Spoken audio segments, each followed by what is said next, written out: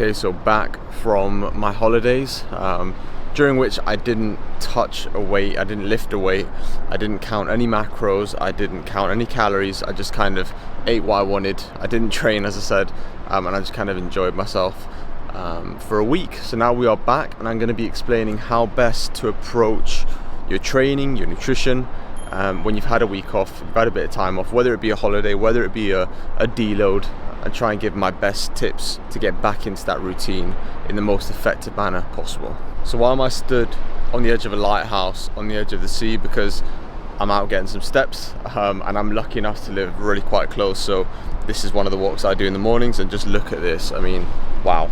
So I really enjoyed taking some time off, and it was much needed, and I will actually be explaining how I structured deloads for myself, how I structured deloads for my clients as well. And I feel refreshed now, rested, and of course a new lease of motivation to go again. So today, first of all, we're going to be going to get a coffee. It's quite early, so we're going to get a coffee to start the day. I'm just going to bring you along, and throughout the day, of course, give pointers and give tips on how best to approach the time period where you come back from a deload or some time off. Okay, so something I want to make clear on this video is, although I am talking about taking time off and the importance of having that structure in place when you come back, I'm not going to be bashing taking time off. In fact, it's extremely important to take time away, take rest, take time away from counting calories, giving yourself some time to reset mentally. An analogy I like to use is kind of, if you think of a pendulum, you've got two sides. You've got one side which is extreme binging, not giving any sort of focus to your fitness goals or your health, and you've got the other side which is being to the other extreme, just being unhealthily cutting calories, unhealthily being obsessed with your fitness goals. And in the middle is kind of where you want to be sitting. You don't want to be too far to either side. So when you go on holiday, of course, the pendulum is going to swing a little bit more towards that unhealthy side of eating whatever foods you want, not training, taking some time out. But it's important for you to ensure that that pendulum is swinging slightly towards that side, and when you come back, you're staying in the middle, you keep that healthy balance, and you're back to work. Today is a rest day. I've had my first 3 sessions back since being away, and I've trained reps in reserve, which is going to be a point I'll talk about, but I haven't pushed myself to absolute failure. I've given myself that time to ease back into training, and more importantly, that time to actually recover from the session. So having a rest day today, I'm going to bring you along and just film. It's coffee, by the way, believe it or not. A bit milky though. I just picked out some eggs for breakfast, but I've already done a big food shop, and I did that the day that I got back, and that's a big key to getting back on track, is ensuring you're getting all the foods in that you need right away, so there's no room for deviation. I came back to a parcel from bulk as well with all the supplements that I need, again, just to ensure that I've got everything ready to go.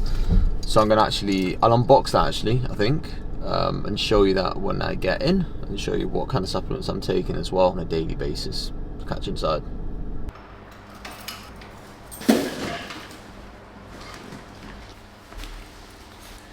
Alright, what have we got?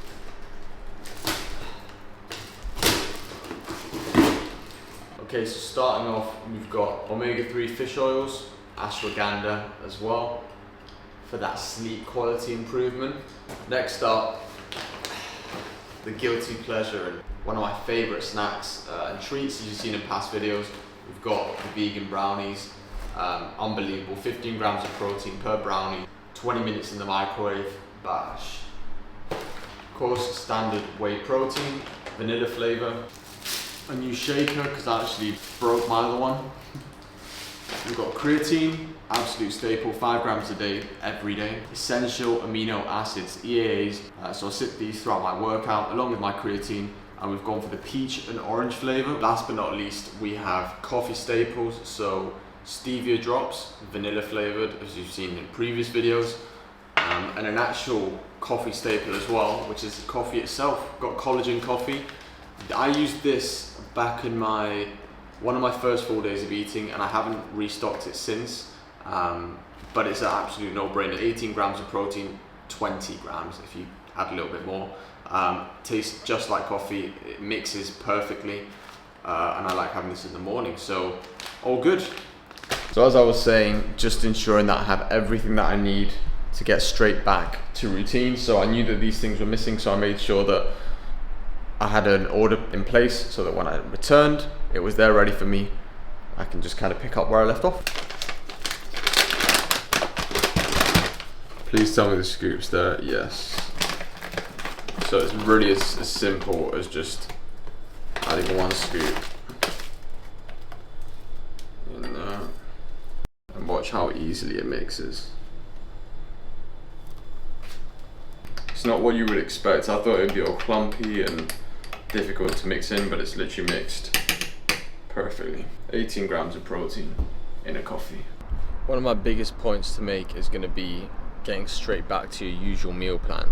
I see it time and time again, you know, whether it be coming off the back of some off-plan meals, coming off the back of a holiday as I've done now.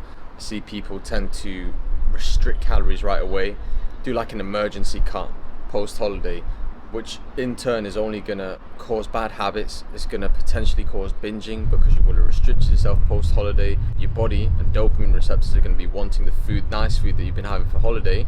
So it's only so long you can keep that up for before eventually just crashing and falling into a binging vicious cycle. So big tip is going to be get back to your usual meal plan.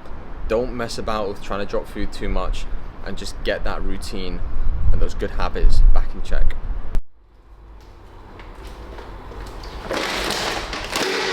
Right, I've been seeing this recipe on TikTok and places where it's basically yogurt, protein yogurt, and then chocolate on top, frozen so the chocolate goes hard. Bit of a macro filler as well. If you're a bit low on protein, you want something extra, at the end of the day, this is probably going to be perfect. So we've got light Greek yogurt, frozen blueberries that are going to go in it, protein that's going to go in it, and then chocolate that we're going to melt, put over the top, and as I said, in the freezer it'll go hard in. So first, 250 grams of light Greek yogurt. That's going to get me 15 grams of protein. So during this week back where I come back from holiday, I have been putting my food first. So just getting a lot more structure with the nutrition, because while I was away, I was just really eating what I wanted, as I've said already. Training wise though, still been putting emphasis on training, but just keeping it to about 70%, because the worst thing you can do is obviously go 100%, 110% to failure right away after taking some time off, because your recovery is going to be terrible. We'll go 30 grams of whey protein. We'll give that mix first.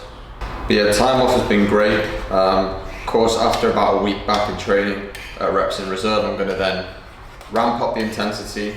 I have spoken about the fact that I'm going to have goals coming up with my physique, specifically preparation throughout the rest of this year for next year. I'm sure you can probably guess what my goals are, but for now I'm going to maintain. I'm traveling next week again for a rebrand for the coaching brand, back to UK, and then once I'm back from the UK, it's going to be time to decide when I'm beginning things. So stay tuned for that. It's going to be an exciting time for sure. So protein's been mixed in. Consistency, it's kind of what you want. It will harden up a little bit in the freezer anyway. Alright, so for the blueberries, I'm going to actually put these into the microwave. When you microwave them, and I'll show you now, it's going to create a bit of a syrup from the blueberries, and then that's going to make the yogurt nicely flavoured. So last but not least, we've got 25 grams of chocolate, 70% dark. I'm going to do 1 block, so 25 grams. I'm going to break it up to bits and then melt it in the microwave. And then of course, as you probably know, put it over the top of yogurt into the freezer. I swear on these TikToks though, half the time they're lying. I saw one yesterday, high protein sandwich. Alright, it's a ham and cheese sandwich, 2 bits of bread, like 3 slices of, what is it, deli meat? Like cheap ham, and like a slice of cheese. 60 grams of protein. Like you're telling me I'm here eating 200 grams of chicken breast per meal to hit my protein goals, and I can just be eating a ham and cheese sandwich and getting 60 grams of protein. Right, it's about done. I will say though, disclaimer on this recipe, it's definitely not a time effective snack. It's a cool snack, but it's not time effective. It's taking me about 20 minutes to make. so it better be good. Right, so there we go. Didn't fully cover it, but whatever. And now into the freezer. And I'll just leave that for a few hours and eat it later on. Oh, let's try the dessert. It's set nicely. I think it's worked. This might have worked, you know.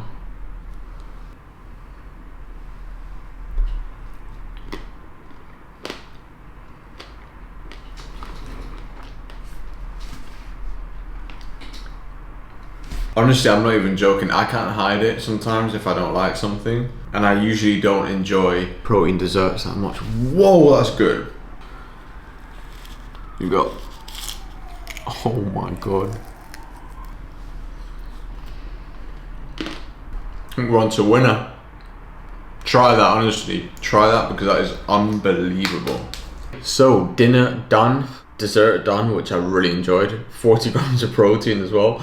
And I've just had 2 consultation calls as well with prospective clients who looks like they are joining, which is really exciting. So now to probably the main subject of the video that I kind of touched upon at the beginning of the video, where I said, obviously I was talking about deloads and taking time off. And I'm going to kind of talk around the science behind them and also talk around how I like to structure them for myself and how I like to structure them for clients as well. So when it comes down to training, it's very, very basic. The more you train, the more you increase your fitness, but also the more you increase your fatigue as well. So these 2 things are going to rise. It's going to get to a point where once these 2 have risen to a certain level, performance is going to begin to suffer. In terms of the frequency behind when you should be taking deloads or when you should structure them, we're looking typically around 8 to 10 weeks of continuous training to a high standard, high volume, high level, until you start to give out a little bit, your performance starts to dip and you need to take that time off. With that being said, everyone is going to be different. More advanced trainers are going to train to a higher standard, are going to train with a lot more volume. So more advanced trainers are going to accumulate more fatigue due to the level that they're training at. So in this case, usually deloads are needed more often. When it comes to the type of deload, we're looking at 2 different types. One is going to be fully taking a period of time off of the gym where you don't even touch the weights, which is what I've done and which is what I like to personally structure for clients. And the second approach is going to be training to reps in reserve. So still training, however, leaving a good few reps in the tank, usually 2 to 3, maybe even 4 sometimes, so that you're not accumulating fatigue. The one problem that I identify with this approach is that it's very, very hard to go into the gym and consciously hold back. Okay, if you're someone who takes the gym seriously, if you're someone who enjoys training, the likelihood is that you're going to go into the gym and you're still going to push yourself to the maximum. I know myself, in the past I've attempted trying to do a deload where I go just to reps in reserve and I just decrease training volume, and lo and behold, about 1 or 2 days in, I couldn't do it. I started to lift heavier, my ego got in the way a little bit as well, and I just wanted to get the most out of the session because I felt that I was going in there and I was just kind of wasting time lifting light and not really challenging myself. So I decided that for myself and for the majority of my clients, the best way to approach a deload is by taking a full week off where you don't touch the weights at all, you fully relax, you eat your rest day diet, you keep some form of steps in just to kind of keep blood glucose management in check and keep some form of expenditure in as well, but you don't touch the weights. A properly timed deload has so much value as it's going to help to flush off fatigue, it's going to help to flush out inflammation and get you reset, recharged and ready to go again once you're back. Okay, so I'm going to wrap the video up there. I hope you enjoyed this video. I'm now going to go right there and watch some TV. It's been quite a long day, a lot of work and a lot of filming, but nonetheless a great day and I'm ready to relax. Hope you enjoyed this more informative video. I tried to make it interesting obviously, but still trying to add some sort of value in this particular video, talking about deloads of course.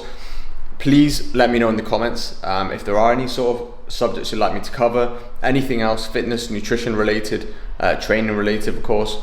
Let me know and I'll be sure to cover it in a future video. But other than that, thank you so much for watching. If you did enjoy the video, please leave a like and subscribe if you're not already. I'm gonna chill now. Thanks for watching. Peace.